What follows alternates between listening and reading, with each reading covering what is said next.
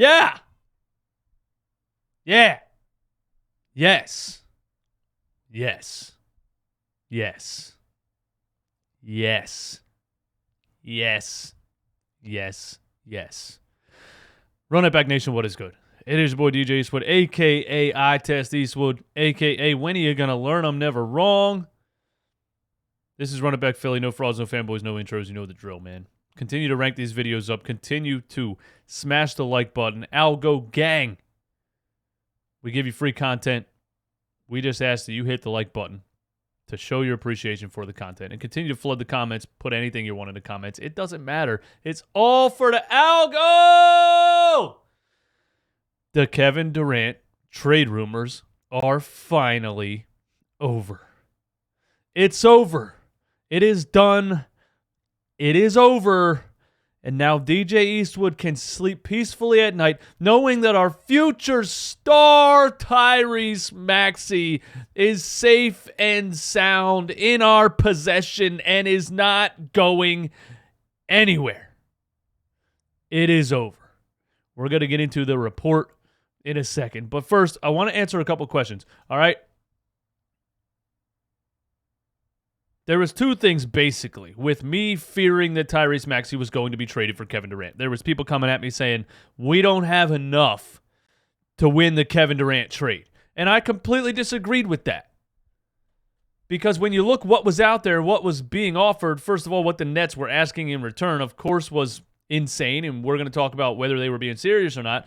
But what was out there and what teams were willing to give up, if Daryl Morey would have said, Matisse Thybulle, Tyrese Maxey, and 2 future first-round picks, that might have got it done. That might have gotten it done for a 33-year-old disgruntled player. Okay, that's just where I'm at with it. I thought if the Nets really wanted to trade him, we had the best package, of anybody as far as young talent, a future star, and maybe 1 or 2 draft picks. And a defensive stud in Matisse Thybulle. That's all I'm saying. If they wanted to trade him, we had the best offer. One of the best offers. That's why I was scared of the whole situation. Because I do not... It's not just that I don't want to get rid of Tyrese Maxey because I think he can be a star. I absolutely want Kevin Durant nowhere close to my franchise. The next thing. People are telling me the Nets just didn't want to trade Kevin Durant. That's all. They just didn't actually want to trade him. They were throwing out ridiculous offers out there because they weren't going to trade him anyway. I don't know if that's true.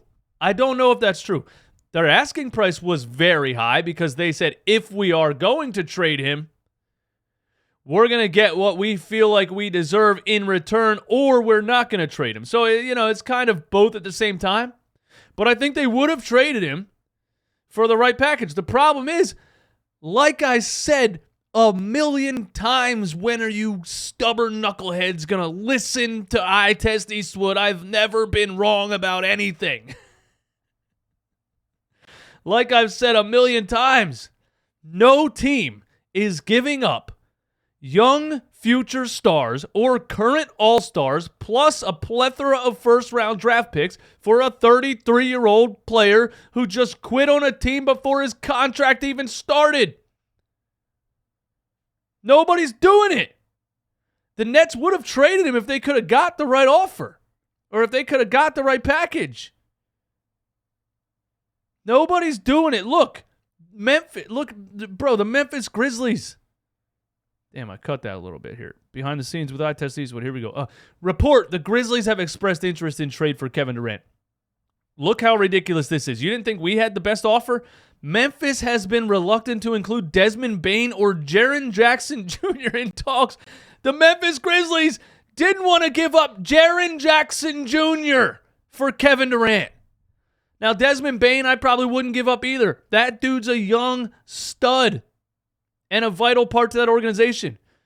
But when you're building a team like the Memphis Grizzlies have built, young prospects, good drafting, building it from the draft over time, and are one of the best up-and-coming teams in the Western Conference, you're not going to give up those young players that helped build that potentially have 10-plus years left in that franchise to bring in a player like Kevin Durant who's going to implode everything you just did. They don't even want to give up Jaren Jackson Jr. So, in my opinion, the Brooklyn Nets ownership completely bitch-slapped Kevin Durant and Kyrie Irving. Two players who requested trades this offseason, and the Nets ownership stood back and said, you know what? We're not going to play this game. We gave up too much. We spent too much money. We already lost the James Harden situation. Now we got Ben Simmons, who we don't even know if he's going to play basketball ever again. We're not playing this game. We are not decimating our franchise for another 10 years after the Paul Pierce, Kevin Garnett trade that we made back in the day and all that stuff. We gave up Jarrett Allen, Karis LeVert, and 7 picks for James Harden. We're not doing it anymore. And I respect the Brooklyn Nets ownership and management for saying no. We're not doing it. If we trade you guys for quarters on the dollar, we are ruining our franchise for the next 10, 15 years, and we're not doing it. And I remember when the Ben Simmons situation was first going down, and Charles Barkley on the radio on 97.5 said, I hope Daryl has some stones and stands his ground, because it's time for these owners and GMs to stop letting these diva players ruin their franchises. So I respect the Brooklyn Nets for hearing both questions. Hey, I want to be traded. Hey, I want to be traded. And saying, nah, no, we're not doing it. We're not doing it. You can either sit out or play. If we get, Ja Morant and 7 first-round picks, we'll trade you.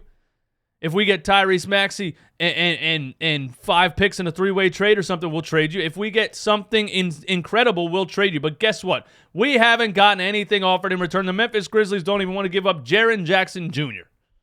So there you have it. I respect the Nets for this, and I am so happy that Kevin Durant will never wear a Philadelphia 76ers jersey. Yes, you heard it again. I am the biggest Kevin Durant hater on the planet. I don't care. I have no shame when it comes to it. I think he's insane, and I don't want him anywhere near my franchise. Steve Nash, Joe Tsai, and Sean Marks met with Kevin Durant and Rich Kleiman in Los Angeles on Monday and have decided to move forward with partnership, Nets say. Full contingent in Monday meeting that keeps Durant in Brooklyn net. Durant, business owner Rich Kleiman, GM Sean Marks, coach Steve Nash, and owners Joe Tsai and Clara Wu Tsai. In a statement from Nets GM Sean Marks, we are focusing on basketball with one collective goal in mind, build a lasting franchise to bring a championship to Brooklyn. After the June 30th trade request, Kevin Durant will stay with the Nets. This is a win for the Sixers, this is a win for the Brooklyn Nets, and this is a win for the future of the NBA. You are a multi-million-dollar basketball player. You faced a little bit of adversity, and you want to run away again, and we're not letting it happen anymore. You signed the contract. You said you were going to come to work. You got to be at work, or guess what? You can start getting fined just like Bum Simmons got fined last season. We're not playing this game.